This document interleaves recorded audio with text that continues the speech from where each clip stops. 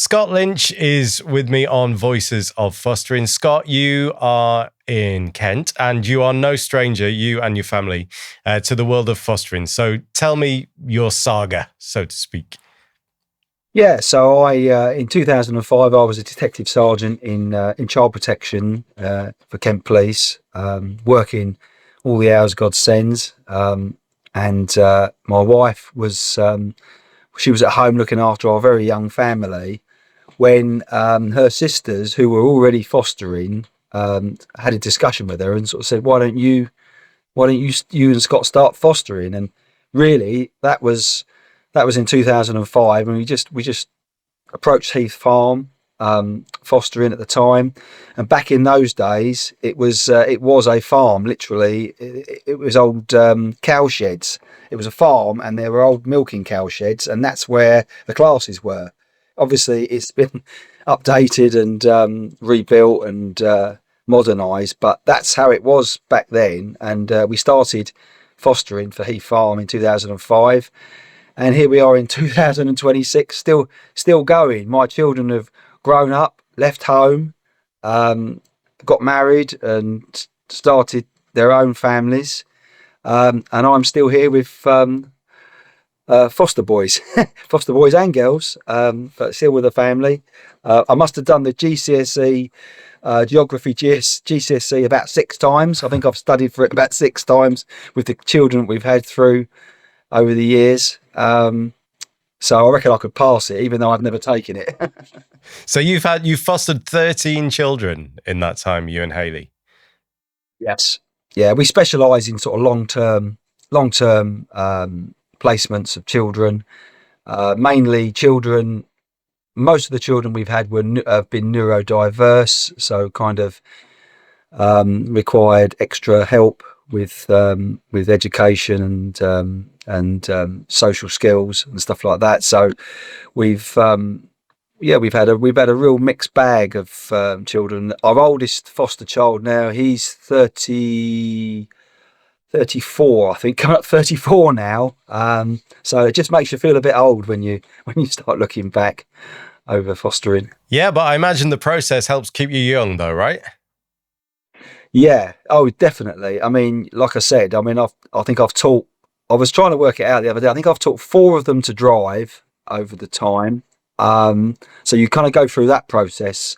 You go through the GCSE process over and over again. You kind of, it's like Groundhog Day.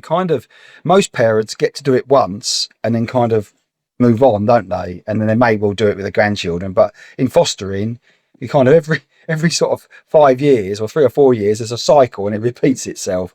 And it's just the way it is. I think you get better at fostering the longer you do it. And of course, fostering in 2026 is so much different to in 2020. We've seen such a change. There's a lot more therapeutic practices now than there's ever been before, and it's a really good thing. It's kind of like looking behind the behaviour and seeking different alternatives, different ways to manage problems that we had in 2005. So the way I fostered then, or the way we fostered then, is completely different to how we foster today, and rightly so. It's just kind of how you've developed, really, or how we've developed. So you make the point there, basically, that if you are entering this world and considering it, you've got to stay open-minded and be adaptive to not just how the world changed, but how the process changes as well, and how kids change too. Yeah. Yeah. Oh, yeah. I mean, when we started fostering, really, a child may have just about had a brick phone back then. Maybe text to send texts and make phone calls, probably, but most didn't. Now every child's virtually got one that we have. So you kind of have to. So you have to, with e-safety and online safety, you have to do all the training so that you can kind of see how young people communicate, because young people communicate a lot differently now, and they've got a social network of friends.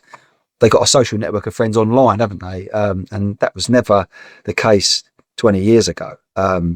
So yeah, it's a lot more complex now, I'd say.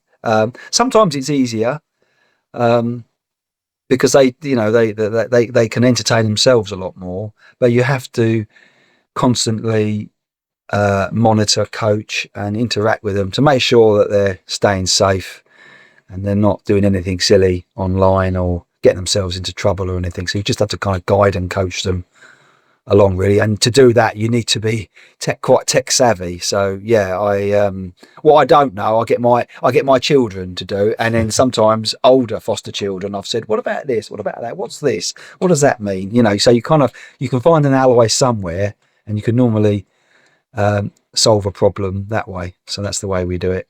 Tell me about the kind of support you'll get if you foster a child who has SEN. Right, well, you'll get a tremendous amount of support in terms of they'll be statemented. If they're not, they'll seek to do that. You'll have their education plan in that you can that helps guide you through. I mean, on that basis, that education plan's set out to make sure they're not disadvantaged. I have encountered special education plans that have disadvantaged the child because they've been written when they were much younger, and that children change and they develop and they improve, and sometimes this is a case in our one of our children. He was stuck in a special needs school, and he was really struggling there because he wanted to be mainstream, and he had the ability to be mainstream, but we just had to kind of like go through line by line his report and not dismiss things that had happened before, but kind of say there's no evidence for that. And in fact, here's evidence to prove that isn't the case. Do you see what I mean? And I went through it line by line, 40-page document, and presented it. And albeit that it didn't change the report, we got him out of the special needs school and into mainstream, and that child excelled in mainstream, passed all his GCSEs, secured an apprenticeship in a local garage, and he's now into his second year, and he's doing really, really well. I mean, he could qualify for Apprentice of the Year next year if he goes for it. Do you know what I mean? He's kind of like they're earmarking him for potentially putting him up for Apprentice of the Year. He's done that well, and that was a child that was in special education school, with complex needs, and we were able to see beyond that and really, really help him. And he's flown. So kind of, yeah, it's there when it's needed, and then sometimes you have to kind of, like with your own children, think, is that the best thing for them? Kind of like you have to kind of judge it yourself. The child that you're seeing sometimes isn't the child that's written down, and that's really important with all fostering. That once a child does something and someone writes it down, that doesn't mean that that's always going to be the case. So foster children can be disadvantaged by making mistakes even in their younger life, or doing things, and then it's recorded, and then forevermore that follows them around. And sometimes, as a foster carer, you can kind of go, okay, well, I've watched this child for 2 years or 3 years, and I've no evidence to back that particular statement up. In fact, I can give you evidence of how it isn't the case, and you can kind of be really quite proactive. And I find in fostering that professionals do listen to you, other professionals do listen to you. You carry quite a lot of weight. Can be frustrating because there's certain things that you're not party to. But yeah, as a general rule, you can really make a difference in their lives. Fostering really can make a difference in their lives and give them some positive outcomes, and make them kind of like really find their place in where they fit in this world, because that's difficult. It's difficult when you've been so disadvantaged from such a young age. You kind of, your own children, you've seen them from birth till 15, you know why they're behaving like they may well be, but with foster children, you don't have that backstory, so there's gaps, and sometimes that's where it's difficult, because you can't always fill those gaps in, and so you need specialist help, therapeutic help, therapists that work within the agency, but they help unpick some of those behaviours. I didn't realise kind of how much a child's affected from sort of naught, or even before they're born until sort of 3. I couldn't never understand how much affected they can be in that very short time, and they can be. There's lots and lots of attachment disorders and things like that you and I may well take for granted that our parents did, that these children's parents don't necessarily do, or find difficult to do, because they've got their own issues and stuff. So yeah, that's kind of it in a nutshell. Yeah, really. well, Scott, I think you've described it perfectly in terms of every child is different, the difference that then you make as you step in, the support that's available, and then the story that you told about that one particular child and how his education changed with your guidance is just a magnificent example of the story and the role that you play and how important it is. What's the biggest thing over 13 children that you have learned about yourself? Don't jump to conclusions. Don't react immediately to what's in front of you. Stop, think, reflect, and you've more time than you think in fostering. Sometimes you can rush to a decision, and it isn't always the right one. So I'll give you a really basic example. If something's gone missing, you may well go, well, that was there and it's not there now. Who's taken it? Someone's taken it. And you can sort of react, overreact, and perhaps accuse the person, or accuse someone of taking it, or stealing it, for want of a better word. But I've often found that if you just relax and just take a step back, the amount of times I've found the item afterwards, I'm gone, Jesus, I'm glad I really didn't react to that. It would have been really, really damaging. So kind of, I try and say to new carers, kind of, you've got a lot more time than you think you have. Sometimes you don't have any time, and you have to immediately, if there's a dangerous situation, you have to kind of, quietly try and interact. But a lot of the time, you have a lot more time than you think, and you can just hold fire, think about it, make a phone call, speak to somebody, and the problem will resolve itself. And you sort of think to yourself, I'm glad I did that. So kind of patience is key, I think, with fostering. You can be, and that goes, and that's difficult if you're one of these people that's very reactive. And I'm quite reactive. If something happens, I'm like, what's going on, and so that's just an example of one of the things, I suppose.